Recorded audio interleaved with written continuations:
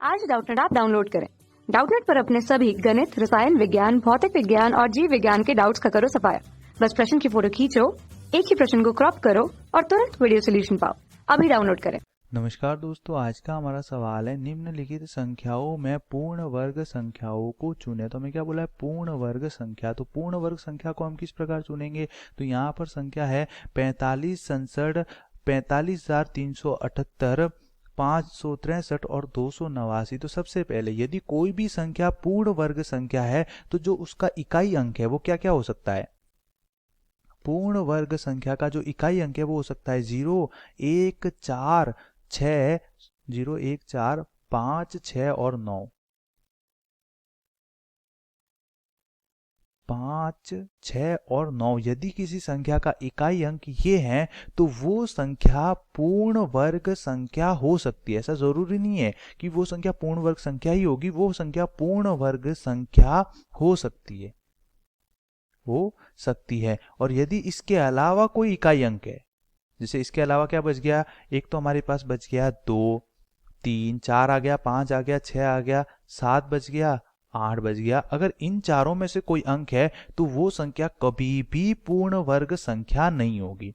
ये कंफर्म है कि अगर इन चारों में से कोई भी अंक आ गया, जैसे 2, 3, 7, 8 में से कोई भी अंक आ गया तो वो संख्या पूर्ण वर्ग संख्या नहीं है। लेकिन इकाई अंक 0, 1, 4, 5, 6, 9 आ गया तो वो संख्या पूर्ण वर्ग संख्या हो सकती है। तो यहाँ पर आप देख सकते हो पहले में इकाई अंक 7 आ रहा है, 7 वाली पूर्ण वर्ग संख्या नहीं होगी तो ये नहीं होगी। इसमें 8 आ रहा है, ये भी नहीं होगी। इसमें इकाई अंक 3 आ रहा है, ये भी नहीं होगी। 289 में इकाई अंक 9 आ रहा है और 9 इकाई अंक आने पर वह पूर्ण वर्ग संख्या हो सकती है। तो 289 पूर्ण वर्ग संख्या हो सकती है और हम जानते हैं कि 289 17 का वर्ग के बराबर होती है। अतः यह हमारे पास पूर्ण वर्ग संख्या है क्योंकि यह किसी संख्या के पूर्ण वर्ग के बराबर है। जैसे मैं एक उदाहरण लेता हूं, जैसे मान लो एक तो है हमारे पास 64, तो 64 का इकाई अंक क्या है? 4 है। 4 इकाई अंक होने पर पूर्ण वर्ग संख्या हो सकती है और हम जानते हैं 64 8 का वर्ग होता है। एक मैं ले लेता हूं 24, तो 24 का इकाई अंक क्या होता है? 4 होता है। लेकिन ये पूर्ण वर्ग संख्या हो सकती है, लेकिन हम जानते हैं कि 24 पूर्ण वर्ग संख्या नहीं होती।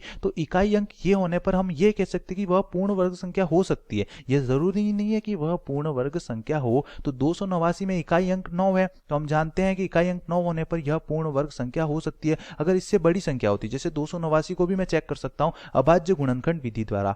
289 के मैं अभाज्य गुणनखंड करूं तो सबसे पहले इसमें सीधा 17 अभाज्य संख्या का भाग जाएगा तो 17 बार, फिर 17 का भाग जाएगा तो एक बार। तो 289 के अभाज्य गुणनखंड क्या आएगा? 17 गुणा 17। और अभाज्य गुणनखंड यदि युग्मों के रूप में आ रहे हैं तो वो पूर्ण वर्ग संख्या है। तो हमारे पास 289 क्या है? पूर्ण वर्ग संख्या है। धन्यवाद।